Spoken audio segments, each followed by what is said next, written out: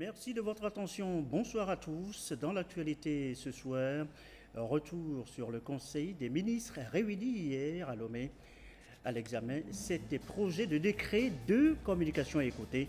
Les travaux ont été présidés par le chef de l'État, travaux sur lesquels nous reviendrons largement dans les explications lors de la conférence de presse animée après le Conseil des ministres. Le Cialo évoqué aussi ce soir dans l'actualité. Le Cialo, c'est le Salon international de l'agriculture et de l'agroalimentaire de Lomé. Il ouvre ses portes pour l'édition 2023. L'accent est mis cette année sur la mécanisation et l'irrigation pour une agriculture moderne et durable. Enfin, Zonta Club International s'engage à construire un monde meilleur. Engagement réitéré hier lors d'une conférence de presse qui annonce l'avant-6e conférence du district numéro 18. Les précisions dans cette édition. Voilà, madame, messieurs, le sommaire. Bienvenue. Voici le 20h. Que nous commençons par cette audience du chef de l'État, le président de la République, Faure Sozimana Gnassingbé, s'est entretenu ce 11 octobre 2023 avec le ministre d'État aux Affaires étrangères du Royaume d'Arabie Saoudite, l'envoyé spécial Adel bin Ahmed Al-Jubeir, en visite de travail dans notre pays. Le diplomate saoudien a transmis au chef de l'État un message de félicitations du roi d'Arabie Saoudite et du prince héritier relatif au partenariat entre Lomé et Riyad. Le ministre d'État Adel bin Ahmed Al-Jubeir a exprimé sa reconnaissance au chef de l'État pour son implication dans le renforcement des relations entre les deux pays. Le Togo et le Royaume d'Arabie Saoudite entretiennent d'excellentes relations d'amitié et de coopération dans plusieurs secteurs, notamment l'agriculture, l'économie, l'énergie et les échanges commerciaux. Que retenir du Conseil des ministres réunis hier à Lomé? En tout, 7 projets de décret ont été examinés, 2 communications écoutées. Les travaux ont été présidés par le chef de l'État, Faure Sozimana Gnassingbé. On retient essentiellement pour les grandes lignes, en premier point, l'examen et l'adoption d'un premier décret confiant la gestion de l'assurance maladie universelle à l'Institut national d'assurance maladie UNAM et à la Caisse nationale de sécurité sociale. En deuxième point, l'examen et l'adoption d'un deuxième décret fixant les conditions et les modalités d'assujettissement, d'affiliation et d'immatriculation au régime d'assurance médicale. En troisième point, l'examen et l'adoption d'un troisième décret fixant les conditions et les modalités d'affiliation et d'immatriculation au régime d'assurance maladie obligatoire. Quatrième point donc, examen et adoption d'un quatrième décret fixant les modalités au contrôle médical de l'assurance maladie universelle. Cinquième point, examen et adoption d'un cinquième décret fixant les modalités et les procédures de conclusion, de suspension et de résiliation des conventions entre les organismes gestionnaires et les prestataires de soins et de services de santé. Sixième point, examen et adoption d'un sixième décret déterminant les attributions, l'organisation et le fonctionnement de la commission de recours gracieux des organismes gestionnaires. Septième point, examen et adoption d'un septième décret définissant les valeurs et les nomenclatures des actes et produits pharmaceutiques couverts par le régime d'assurance maladie universelle. Huitième point, communication relative à la politique nationale des loisirs. Neuvième point, communication relative aux réformes dans les secteurs des hydrocarbures et des carrières. Et enfin, dixième point, compte rendu compte de l'état d'avancement de la préparation de la Semaine africaine de la microfinance qui se tient à Lomé du 16 au 26 octobre 2023 et dont 1300 experts et acteurs du secteur de la microfinance en provenance d'une soixantaine de pays d'Afrique et du reste du monde sont attendus à Lomé. En attendant donc de vous proposer l'intégralité de la conférence de presse qui a suivi donc le Conseil des ministres, eh bien voici juste un extrait des explications sur l'assurance maladie universelle. Le processus avance bien. Madame la ministre, le Conseil a étudié un projet de décret, la loi confiant la gestion de l'assurance maladie universelle à 2 structures essentielles, l'INAM et la CNSS. Alors, quelles sont les aptitudes de ces structures, leur capacité opérationnelle pour que l'assuré soit satisfait? Oui, je vous remercie de votre intérêt. En réalité, c'est un intérêt qui est partagé par tout le monde. Et ce que je peux vous dire, sans risque de me tromper, c'est que ces capacités sont là et bien là et que ça ne date pas d'aujourd'hui. En réalité, lorsque vous prenez par exemple le cas de la CNSS, déjà dès 1956, il existait un mécanisme de compensation familiale qui était en fait une sorte d'embryon de ce que nous verrons plus tard, puisque à partir de 1973, avec la première loi sur la sécurité sociale, nous avons eu la Caisse nationale de sécurité sociale, qui donc, depuis cette année-là, immatricule, recouvre les cotisations, paye les prestations, s'occupe des retraites. Et la capacité est là parce que quand vous prenez l'INAM, depuis 2011, gère le régime d'assurance maladie obligatoire et qui englobe donc tous les fonctionnaires. Et ce recul nous permet de dire que cette capacité est bien là, parce qu'il s'agit non pas de pronostics et de projections, mais d'une expérience avérée. J'aimerais savoir au Togo, sur quel fondement essentiel est reposée l'assurance maladie universelle? Merci. Alors, l'assurance maladie universelle, conformément aux instructions du chef de l'État, repose sur la solidarité nationale. Cohésion sociale, paix sociale, solidarité nationale. Donc, ça voudra dire que tous les citoyens, comme il a été dit d'ailleurs dans le communiqué du Conseil des ministres, personne ne sera laissé de côté. Tout le monde va bénéficier d'une assurance maladie parce que le chef de l'État part du principe que l'équité passe par la nécessité pour chacun de nous de disposer des soins essentiels. Alors, dès l'instant où vous dites solidarité nationale, vous dites en même temps partage. Ça voudra dire que vous avez les plus vulnérables qui vont contribuer de façon symbolique et bien évidemment les autres qui gagnent plus vont contribuer un peu plus. C'est le principe de la solidarité nationale. Autre sujet évoqué ce soir, le FNFI, le Fonds national de la finance inclusive. Les femmes rurales en ont largement bénéficié, ce qui transforme au quotidien leur vie. Retour ce soir sur ce produit inspiré par le président de la République pour lutter contre la pauvreté dans notre pays. Et c'est avec Ekwesala. Le Fonds national de la finance inclusive, mis en place en 2014, a transformé la vie des milliers de Togolais. En 9 ans, le fonds a réalisé d'importants progrès. 107,59 milliards de francs CFA de crédits octroyés à 1,8 million de personnes exclues des services financiers classiques. À travers ce mécanisme, l'ambition du chef de l'État, Faure Eswazim Nanya Singbe, est de lutter contre l'exclusion financière de toutes les couches sociales et économiques du Togo. Cette ambition s'est traduite à travers plusieurs produits du FNFI. Agricef, dédié aux producteurs agricoles. Agicef pour les jeunes entrepreneurs et Abcef pour les pauvres. 3 produits qui ont indéniablement changé le quotidien de plus d'1 million de personnes vulnérables grâce à l'accès aux services financiers. Avec FNFI, on a appris à grandir. Où il y a le maïs, il y a l'haricot, nous payons ces trucs-là pour garder un tout petit peu, pour que quand ça évolue un peu, l'argent change sur le marché, on peut revendre pour avoir un peu de bénéfices. Après ça, nous avons vu que bon, maintenant, on peut aussi nous-mêmes produire des choses qui peuvent être des produits faits par des Togolais, consommés par des Togolais. C'est ce qui m'a amené petit à petit jusqu'à ce qu'aujourd'hui, je suis devenue productrice et je fabrique moi-même des insecticides made in Togo. Je voudrais dire félicitations et bravo au chef de l'État. Avec le produit FNFI, nous avons eu beaucoup d'évolutions. Mais au fur et à mesure des années, nous avons quitté les 30 000 francs. Nous sommes allés maintenant dans les 50 000. Et de 50 000 maintenant, nous sommes allés au 4e cycle pour prendre les 100 000 francs.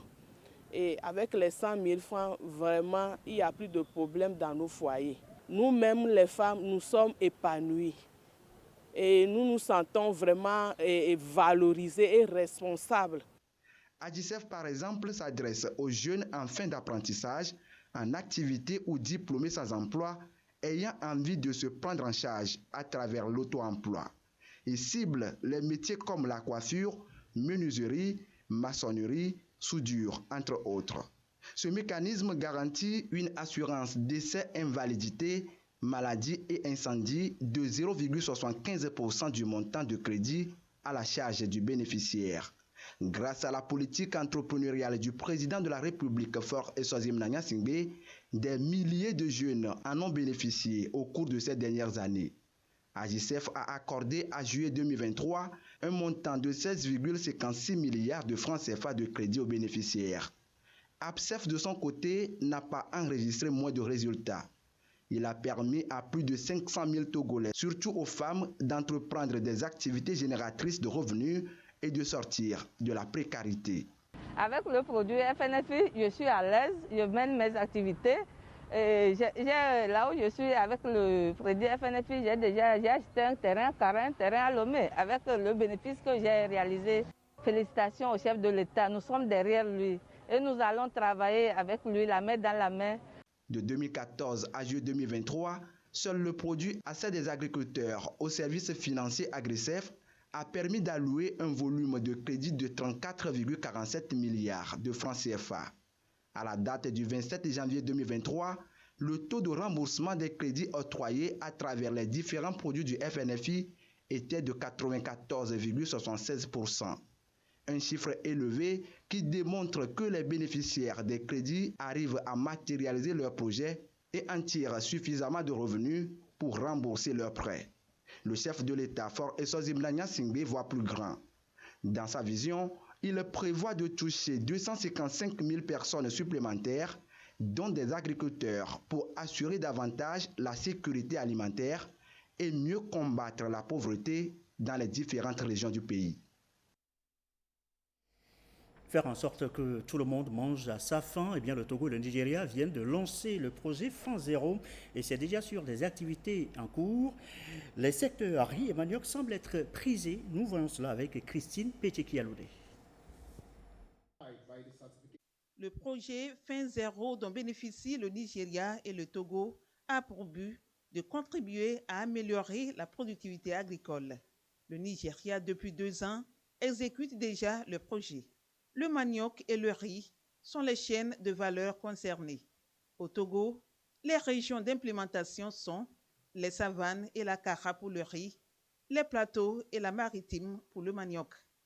Les activités de ce projet au niveau du Togo ont démarré en juillet avec une enquête en ligne des conseillers agricoles, les producteurs bénéficiaires au nombre de 9 000, c'est-à-dire 4 500 pour le riz et 4 500 pour le manioc, ont été identifiés dans les zones d'exécution du projet.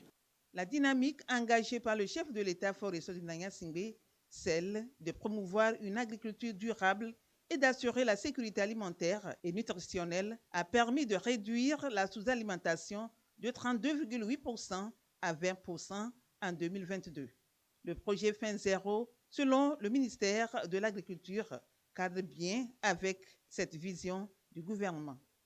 Au Togo, beaucoup d'efforts ont été faits par le gouvernement et ses partenaires pour améliorer d'année en année la production. Ce projet rentre dans le cadre de la feuille de route Togo 2020-2025 à travers l'amélioration de la production, de la productivité et le développement des chaînes de valeur. L'idée aussi, c'est d'accompagner ce noyau de producteurs en même temps avec l'agriculture intelligente, c'est-à-dire digitalisée, numérique, pour que nous puissions profiter davantage des nouvelles technologies de communication pour justement accompagner ces filières.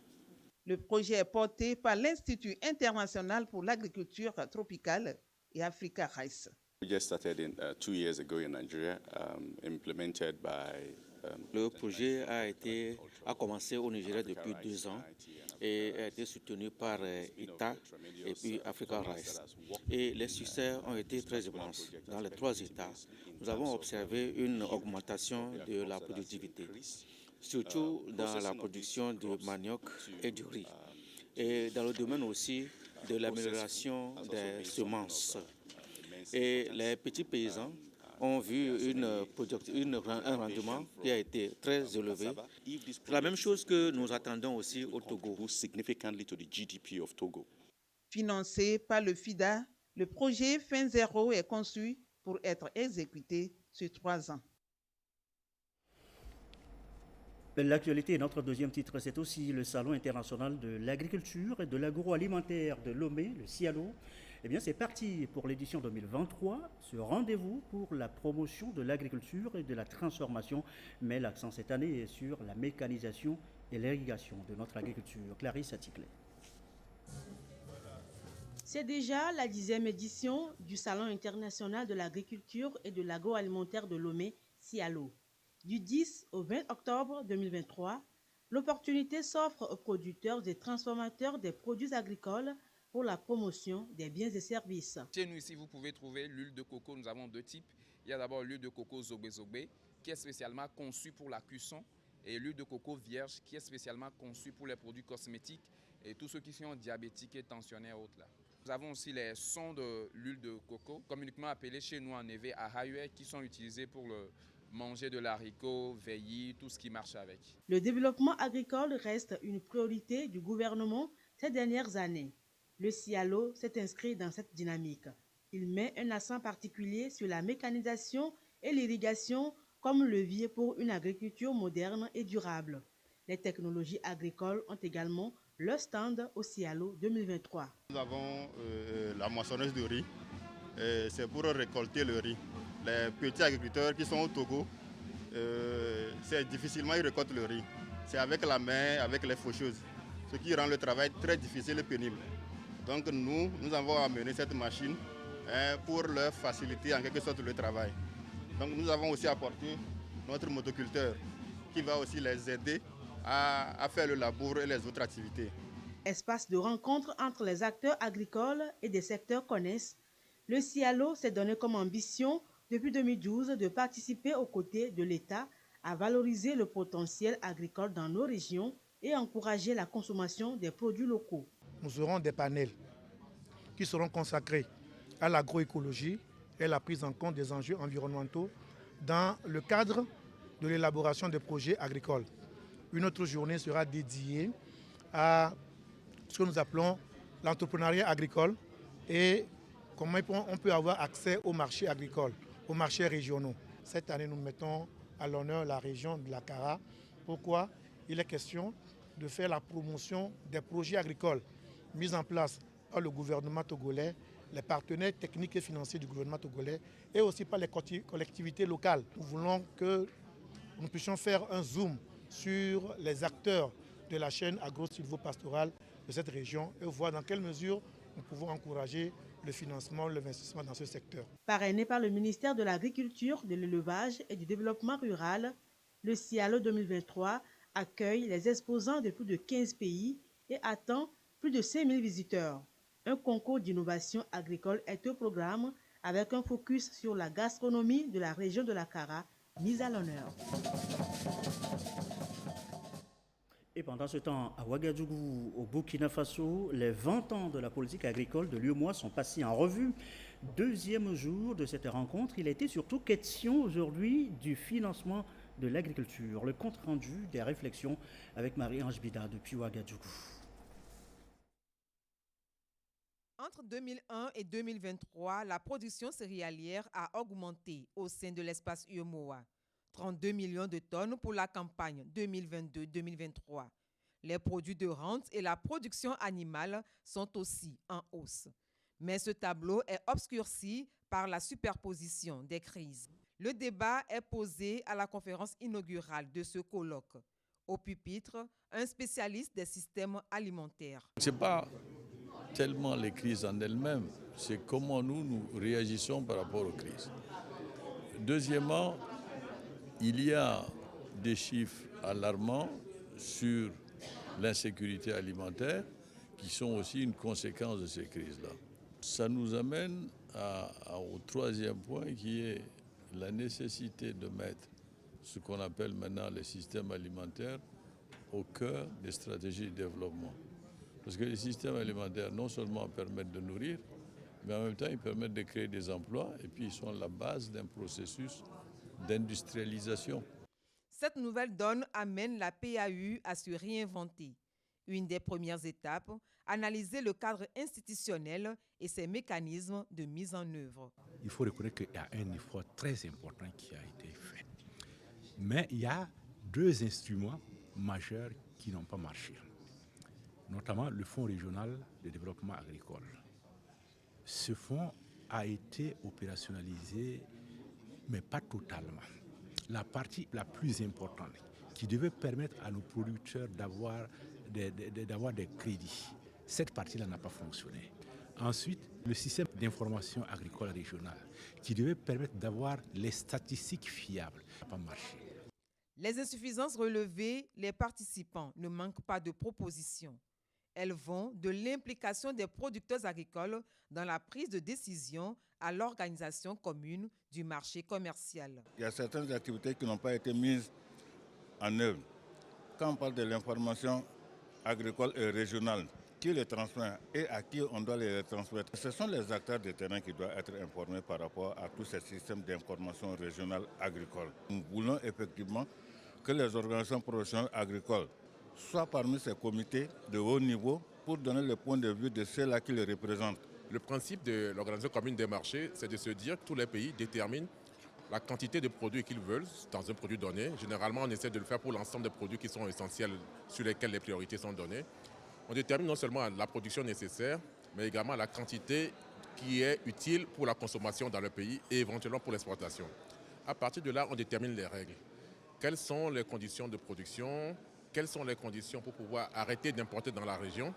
Et c'est une règle, ou ce sont des règles qui sont suivies par l'organisation commune, en l'occurrence ici l'UMOA. Et ça permet aussi de pouvoir assurer une cohérence de l'ensemble du processus. Également au programme des travaux du jour, une autre session sur le financement agricole.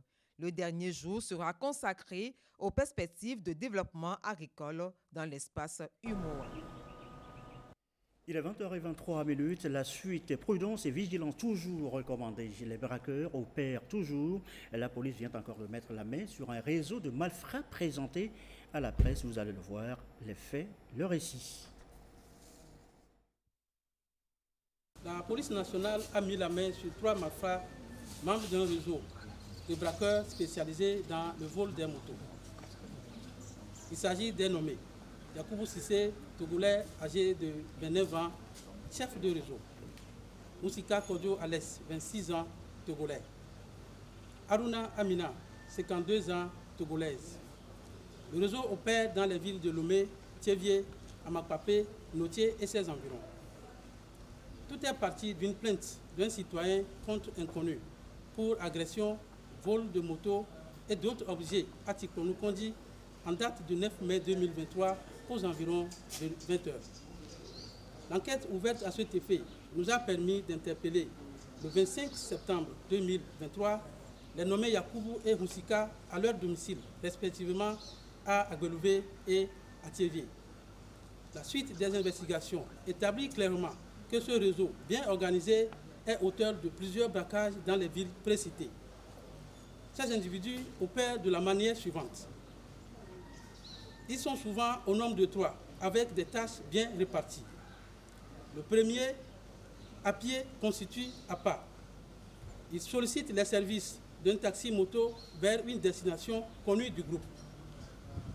Les 2 autres, dont un armé d'une barre de fer de 5 kg, suivent discrètement le conducteur jusqu'au lieu du crime où la victime sera assommée et son engin arraché. Les revenus des objets volés sont conservés et blanchis par la nommée Amina, membre du réseau. Les autres membres du réseau sont actuellement incarcérés dans les prisons civiles de Lomé et de Thiévié. Ainsi, à Zanguera, dans la nuit du 5 octobre 2021, ils ont attaqué mortellement un conducteur avant d'emporter sa moto. À Notier, le 10 décembre 2022, ils ont tué un autre conducteur de taxi-moto à côté du site d'Agbobo avant de s'emparer de sa moto. Sur la route menant à Gamé, le 21 avril 2023, ils ont pris à partie un conducteur de taxi-moto avec des coups violents, le laissant sans vie. Les malfrats interpellés seront conduits devant Monsieur le procureur de la République pour répondre de leurs actes. La police nationale invite la population à rester vigilante, à continuer de collaborer avec elle pour plus de sécurité pour tous. Le reste de l'actualité, Zonta Club engagé pour construire un monde meilleur, un engagement réaffirmé lors d'une conférence de presse hier, et c'est en prélude à la 26e conférence du district 18. Yasmine Kozia pour les précisions. Engagé pour construire un monde meilleur pour les femmes et les jeunes filles, c'est le thème de la 26e conférence du district 18 du Zonta International qui s'annonce du 19 au 21 octobre prochain à Lomé. 13 pays africains sont attendus à cette biennale, centrée notamment sur la recherche permanente de l'égalité des sexes, la meilleure représentativité de la citoyenneté mondiale, la formation de futurs leaders et le positionnement du Zonta pour l'avenir. Tous les 2 ans, on organise des conférences du district et c'est le tour du Togo. Nous faisons des amendements sous nos statuts et on est dans le cadre de l'amitié, on se rencontre, on se voit, on s'échange, on élabore des programmes pour les 2 prochaines années. Le Zonta international existe dans plus de 70 pays du monde. Il a une voix consultative aux Nations Unies et travaille à l'autonomisation des femmes par le biais du service et du plaidoyer. Pour répondre au thème de la biennale, diverses actions sont en branle. On a préféré au niveau du Togo de construire une maternité au niveau de la zone portuaire vers Baguida. On a déjà eu à aider les femmes qui sont battues dans les foyers, on les a encadrées. On a vu des femmes qui n'avaient pas de moyens, on était parti au niveau des microfinances. On a déposé des garanties, on leur a offert ça pendant 5 ans pour qu'ils puissent avoir leur capital. On a eu à aller vers les portefeuilles au grand marché. Au moment des vaccinations, on a fait les vaccinations, on les a vaccinés. Et les gens nous ont sollicité au niveau des défalés. On a construit des forages, tout ce qui touche à la femme. Entre autres projets portés par les 2 clubs Zonta du Togo, et c'est ensemble qu'ils portent aussi la prochaine biennale autour du gouverneur togolais. Et dans un instant, nous allons vous proposer l'intégralité de la conférence de presse d'après-conseil des ministres. Mais en attendant, quelques communiqués relatifs à l'enquête emploi auprès des entreprises formelles au Togo. Le ministre de la fonction publique du travail et du dialogue social porte à la connaissance du public que l'Agence nationale pour l'emploi, ANPE, procédera à la collecte en collaboration avec l'Institut national de la statistique, des études et des études économiques et démographiques, INSED, des données auprès des entreprises formelles exerçant sur le territoire togolais afin d'asseoir une veille prospective sur le marché du travail. Cette collecte, démarrée en septembre 2023, vise essentiellement à mettre à la disposition des décideurs et du public des informations fiables et désagrégées sur les emplois générés par le tissu économique togolais au titre des années 2021 et 2022. Le ministre de la fonction publique du travail et du dialogue social exhorte les directeurs généraux ou chefs d'entreprise ainsi que tous les acteurs concernés à réserver un bon accueil aux agents de collecte et à leur fournir les informations souhaitées. Communiqué signé donc du ministre Gilbert Mbawara de la fonction publique. Deuxième communiqué, le ministre de la Culture et du Tourisme informe les professionnels et acteurs de la chaîne du livre que le ministère de la Communication, de la Culture, des Arts et du Tourisme de la République du Burkina Faso organise du 23 au 26 novembre 2023 à Ouagadougou au Burkina Faso la 17e édition de la Foire internationale du livre de Ouagadougou Philo. Cette édition, placée sous le thème « Les opportunités du numérique pour le développement de l'industrie du livre au Burkina Faso », se veut être une plateforme d'exposition des potentialités littéraires de tous les pays qui y participent. À cet effet, le ministère de la Culture et du Tourisme exhorte tous les professionnels du secteur à se mobiliser activement pour prendre part à ce grand rendez-vous destiné à promouvoir le secteur du livre et de la lecture publique. Pour plus d'informations, prendre attache avec les organisateurs aux adresses suivantes au 226 plus 226 70 22 47 48. La participation des professionnels totalement à leur charge. Communiqué signé donc du ministre Dr Kossi Lamadokou de la Culture. Et comme promis, on en vient maintenant à l'intégralité de la conférence de presse animée hier, juste après le Conseil des ministres. Journaliste à Radio Lomé, Madame la ministre, le Conseil a étudié un projet de décret, la loi confiant la gestion de l'assurance maladie universelle à deux structures essentielles, l'INAM et la CNSS. Alors, quelles sont les aptitudes de ces structures, leur capacité opérationnelle pour que l'assuré soit satisfait? Je vous remercie de votre intérêt. En réalité, c'est un intérêt qui est partagé par tout le monde. Et ce que je peux vous dire, sans risque de me tromper, c'est que ces capacités sont là et bien là et que ça ne date pas d'aujourd'hui. En réalité, lorsque vous prenez par exemple le cas de la CNSS, déjà dès 1956, il existait un mécanisme de compensation familiale qui était en fait une sorte d'embryon de ce que nous verrons plus tard, puisque à partir de 1973, avec la première loi sur la sécurité sociale, nous avons eu la Caisse nationale de sécurité sociale, qui donc, depuis cette année-là, immatricule, recouvre les cotisations, paye les prestations, s'occupe des retraites. Et la capacité est là parce que quand vous prenez l'INAM, depuis 2011, gère le régime d'assurance maladie obligatoire et qui englobe donc tous les fonctionnaires.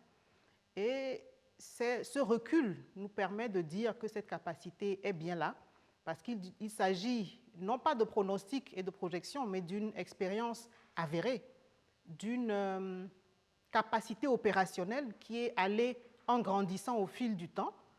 Et ces sociétés, chemin faisant, ont travaillé sur le renforcement de leur système d'intégration. La CNSS, pour sa part, a digitalisé un certain nombre de procédures et cela nous permet de dire aujourd'hui que les capacités opérationnelles sont bien présentes et permettent à ces deux organismes de gérer conjointement l'assurance maladie universelle. Maintenant, personne n'a dit que ce serait parfait d'un seul coup, parce que, paraît-il, la perfection n'est pas de ce monde. Mais enfin, il me semble que ce qui est important de retenir, c'est la volonté du chef de l'État de ne laisser personne de côté. Et l'assurance maladie universelle découle directement de cette volonté. À partir de là, il faut commencer. Puis, une fois qu'on a commencé, il faut évaluer le chemin parcouru. Lorsqu'il le faut, il faut faire des ajustements et, au fil du temps, enregistrer les améliorations.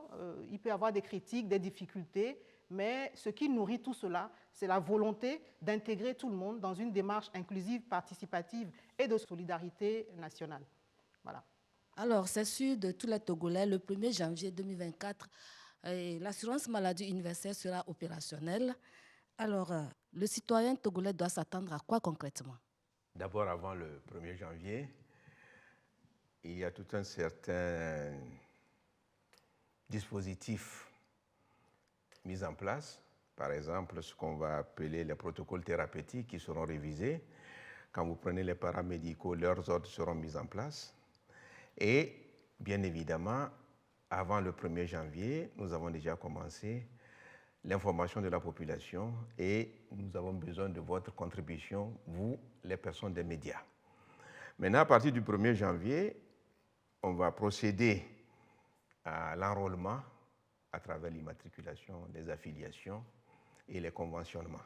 En sachant qu'une fois que vous êtes enrôlé, et c'est schématiquement 3 mois, à partir du 3e mois, que l'effectivité de l'assurance maladie sera mise en place. Donc le 1er janvier, on va commencer l'immatriculation, l'affiliation, puis en vue de l'enrôlement de ceux qui n'étaient pas déjà dans l'assurance maladie. Je suis Nicole Atta de la radio Taxi FM. J'aimerais savoir au Togo sur quel fondement essentiel est reposée l'assurance maladie universelle.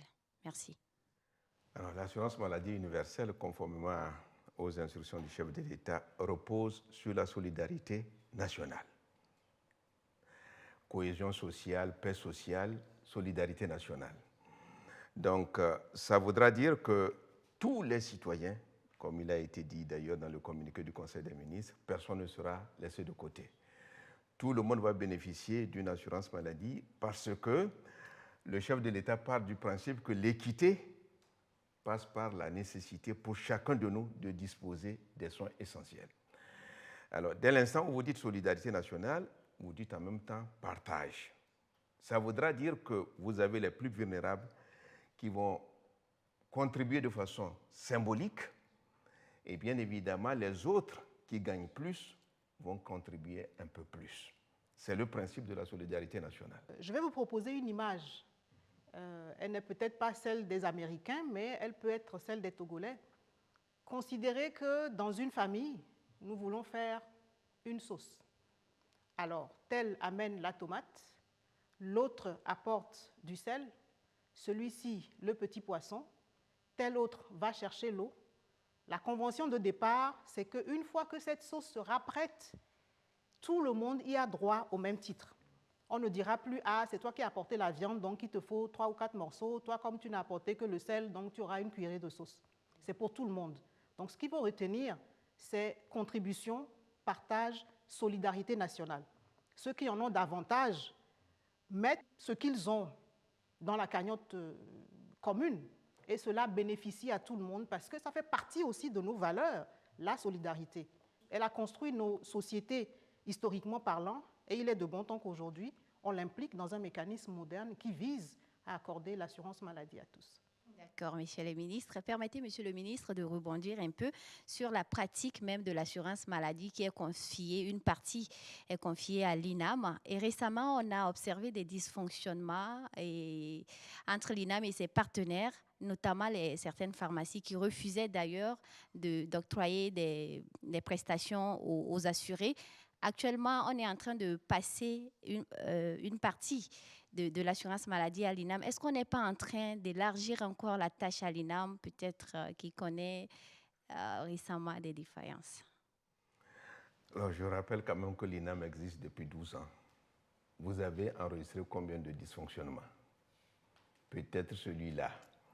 Et rapidement, ça a été réglé au bout de quelques jours. Et il faut se souvenir que chacun tire les leçons de ses expériences. Et l'INAM en a. Et tout compte fait, quand on analyse l'ensemble du problème, on est convaincu que l'INAM peut. Et c'est pourquoi on lui confie cela. Germain Doubidi du site Interface Presse. Je voudrais vous inviter à peut-être un exercice de définition des concepts. Qu'attend-on par assurance maladie universelle, régime d'assistance médicale, régime d'assurance obligatoire? Le régime d'assistance médicale s'adresse aux plus vulnérables de la société.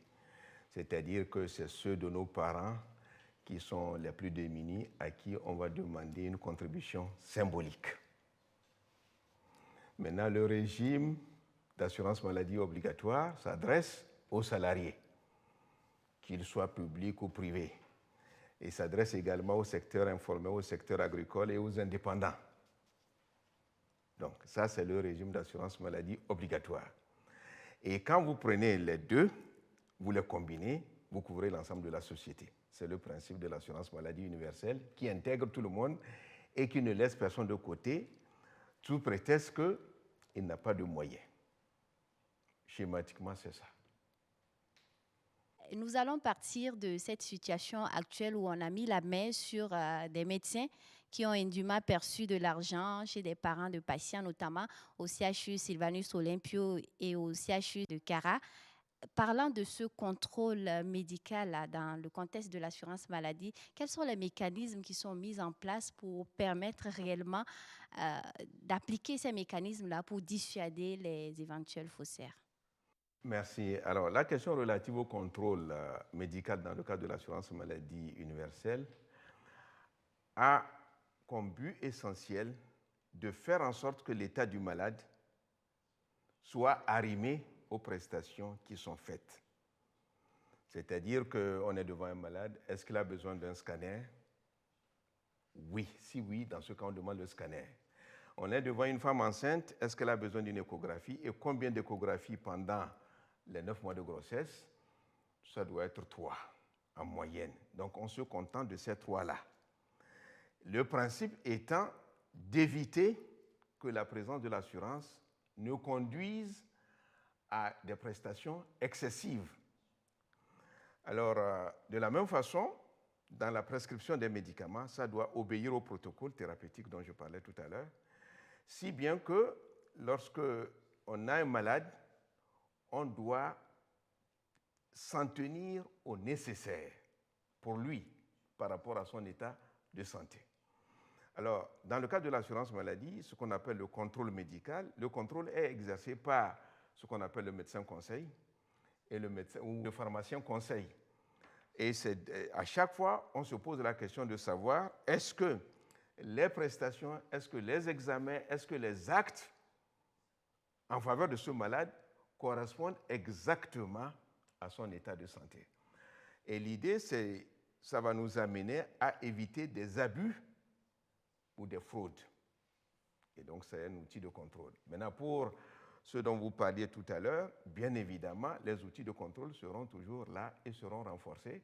Et c'est d'ailleurs parce que les outils de contrôle sont là qu'il y a eu les cas dont vous êtes en train de parler. Et les mesures appropriées ont été prises.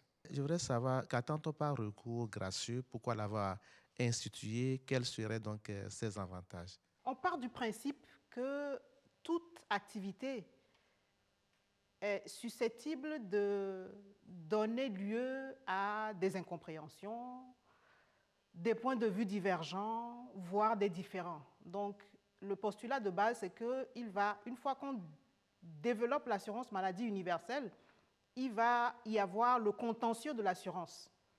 Alors, qu'est-ce qui doit être fait dans ce cas? L'option que le gouvernement togolais n'a pas retenue, c'est celle de dire que ces contentieux seront automatiquement déférés au système juridictionnel en place. Il faut éviter que ce contentieux, qui pourrait être abondant du fait de l'assiette même de la matière, aille engorger les cours et tribunaux. Donc, la commission de recours gracieux donne la possibilité à telle personne qui estime qu'elle est victime d'un tort ou alors qu'elle aura eu droit à des prestations qui lui ont été refusées, ou à tel organisme qui estime que tel affilié ou tel assuré a perçu à tort ou réclame à tort des prestations. La commission de recours gracieux lui permet donc d'intenter cette procédure, on va dire, entre griffes, qui est totalement sans frais. N'oubliez pas que dans le cas de l'assurance maladie universelle, nous sommes en train de dire qu'elle va prendre en compte nos compatriotes, les citoyens les plus vulnérables. Donc, par définition, les personnes qui n'ont pas forcément tous les jours de quoi payer les frais d'avocat, de procédure au niveau des tribunaux. Au niveau de la commission de recours gracieux, ces personnes et toutes les autres ont la possibilité de faire entendre leur cause, de présenter leurs arguments et d'avoir droit à une procédure qui est mise en œuvre par des praticiens de la matière, parce que l'assurance, c'est aussi une matière de techniciens, une matière de praticiens. Donc, une procédure qui est mise en œuvre par ceux qui connaissent la matière, et il faut insister dessus, une procédure sans frais. Maintenant, le recours gracieux est un préalable à l'action juridictionnelle. C'est-à-dire que si, au final, vous estimez que la commission de recours gracieux ne vous a pas donné satisfaction et que vous êtes convaincu que vous avez toujours les moyens d'aller quand même en justice, libre à vous, mais le gouvernement pense qu'il faut organiser la possibilité pour toute personne qui le souhaite de se pourvoir devant un organisme formé de techniciens et de praticiens de la chose et qui peut ouvrir une procédure, je le répète, sans frais. Peut-être je vais ajouter un mot. Supposons que vous, en tant qu'assuré, vous estimez que vous devez, parce que vous avez un problème de santé, vous devez avoir un scanner et que le scanner n'a pas été prescrit. Et donc vous dites, ben, moi je ne suis pas d'accord, je pense que ça devrait être prescrit. Au lieu d'aller directement en justice pour ça, bon, un règlement à l'amiable peut permettre de se comprendre. Schématiquement, c'est ça. Ma prochaine préoccupation concerne la première communication qui a retenu l'attention du Conseil ce jour, notamment par rapport à la politique nationale de loisirs. Nous observons une insuffisance d'espace et de sites de loisirs dans les grandes villes notamment. Nous aimerions savoir qu'apportera cette politique nationale de loisirs pour la redynamisation du secteur. Et ce qui est observé aussi, les jeunes s'adonnent plus aux loisirs. Est-ce qu'il y a un cadre pour réglementer l'accès à ces sites-là? Oui, je pense que ce que vous avez observé et que vous mentionnez est en réalité une conséquence.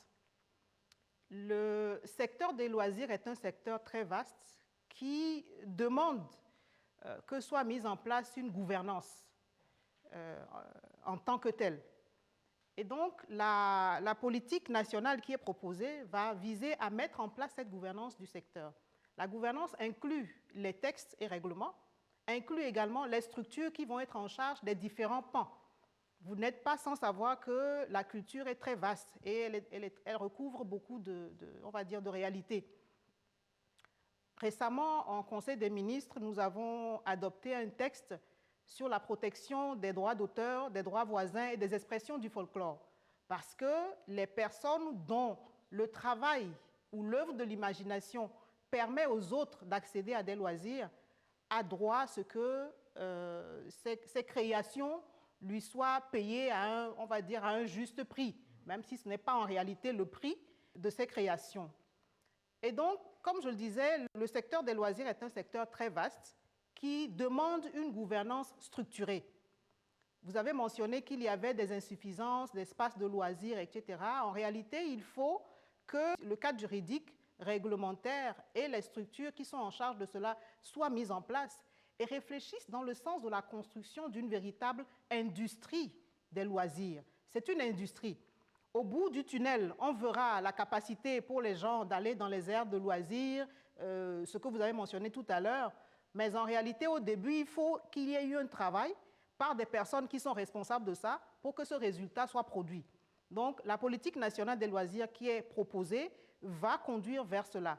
Mettre en place une véritable gouvernance du secteur, développer l'industrie des loisirs et par ricochet, à travers la création d'emplois, la multiplication des occasions récréatives et de loisirs encadrés, contribuer à la cohésion sociale et à l'unité nationale. Pour ce qui est de l'encadrement dont vous avez parlé et des jeunes, nous avons tous des jeunes dans nos familles, dans nos maisons. Et il me semble qu'il est juste de dire que l'encadrement ne pourra pas seulement venir des pouvoirs publics. Les textes sont là, les lois sont là, mais il faut qu'au départ, les parents encadrent les enfants, parce que c'est dans l'ordre des choses, et que, chemin faisant, les pouvoirs publics puissent également jouer leur partition.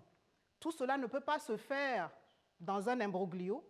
C'est pour cela qu'il faut mettre en place une politique nationale de loisirs qui répartisse les rôles, les responsabilités des uns et des autres. Donc, vous l'avez entendu, le gouvernement va réfléchir à proposer une politique de cette nature qui adresse chaque problématique secteur par secteur. Je vous ai donné un exemple, ça ne concerne que les artistes, mais il n'y a pas que les artistes dans le secteur des loisirs. Chaque secteur devra prendre les outils et les instruments nécessaires pour sa réglementation, de telle sorte que la mise en œuvre de tout cela soit coordonnée et articulée pour produire les résultats qu'on en attend. Au cours de ce conseil de ministres, une communication porte sur les secteurs des hydrocarbures et des carrières. Je voudrais savoir quel est l'état des lieux des secteurs ou des défis qui se posent à ces secteurs et est-ce que les réformes envisagées vont-elles permettre de changer radicalement la donne? Les réformes envisagées vont changer la donne. En quoi? Les défis sont variables en fonction des secteurs. Quand vous prenez le cas des hydrocarbures, par exemple, parce que vous l'avez mentionné, et cela faisait partie de la communication écoutée aujourd'hui en Conseil des ministres, il y a par exemple qu'il faut rationaliser l'implantation des stations-service. Il faut la rationaliser parce que ce sont des produits auxquels tous nos compatriotes ont droit.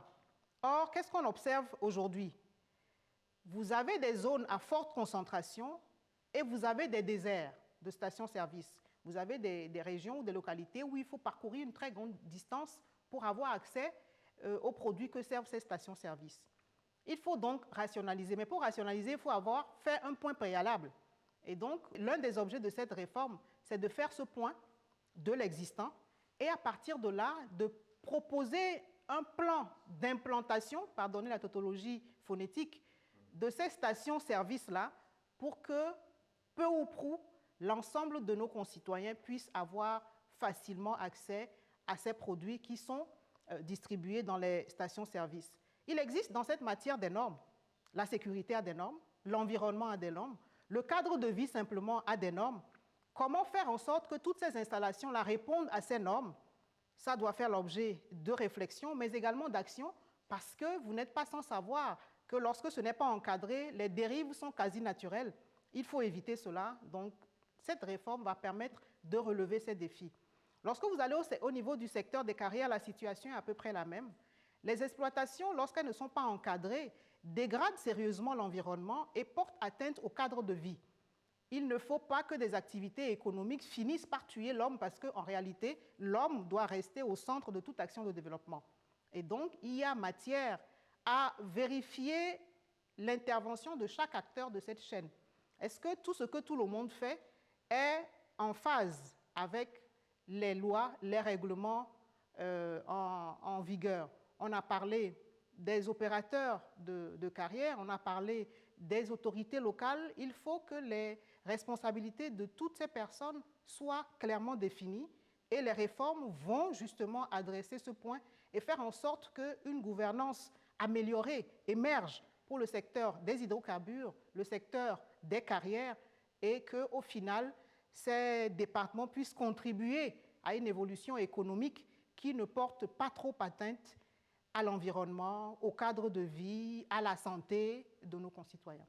Je voudrais vous remercier de votre intérêt, de votre présence, de la richesse des échanges que nous avons eus, vous exhorter à partager tout ce qui a pu être dit ici avec nos compatriotes, à ne pas hésiter à nous adresser des questions si vous en avez sur l'une ou l'autre des thématiques. Je vous donne rendez-vous à une prochaine occasion. Merci et très bonne soirée à tous. Et voilà, c'était donc la conférence de presse d'après Conseil des ministres. Ceci met donc fin à ce journal du soir. Merci à vous qui nous suivez de partout sur la télévision togolaise et comme d'habitude, toujours fidèlement. Très belle soirée.